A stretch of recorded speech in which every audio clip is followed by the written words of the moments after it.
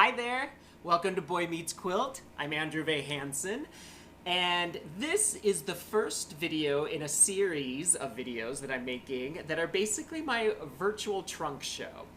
And I thought, since I'm not interviewing people in person right now, and because I actually kind of hate Zoom interviews, I just would show the quilts that I've been making in the last about 3.5 years when I first started making quilts. And so here we go. We're gonna go in chronological order. So this first video is about the very first quilt that I made. And I made this quilt, which you can see behind me, in March of 2017.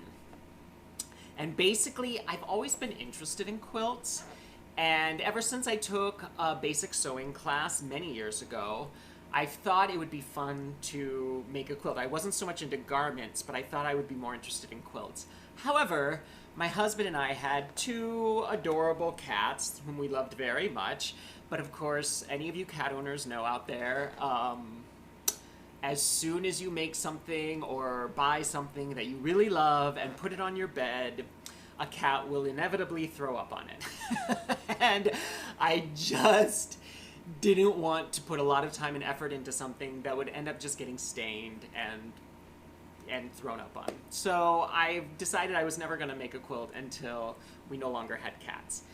And so, sure enough, March of 2017, unfortunately, our last cat passed away, and we decided not to get any new cats, and so I decided now was the time to try out quilt making. So I found this amazing site called Craftsy.com, which I'm sure many of you are aware of, and unfortunately it no longer exists, but at the time it had amazing tutorials and tons of quilting tutorials. And I found this quilting tutorial by Amy Gibson, and it was how to make a cozy throw quilt. And so that's what you see behind me. It's her pattern. I adjusted it a little bit as far as how things line up because I was insecure about my quilt making at the time, and so technically, like, these brown stripes are supposed to join at the sashing, but I have them alternating because I figured if anything was a little bit off, the alternating would make it look like it was all intentional. And I think that's successful. So, because it was my first quilt, I just wanted to make sure it was still gonna look good. And yeah, and I had a super fun time making this quilt. That said, when I did the actual quilting, which I'd never done before, I used a walking foot and I did straight line quilting. And you can't really see it on the front of the quilt, but I basically changed direction every time I came to the end of a block.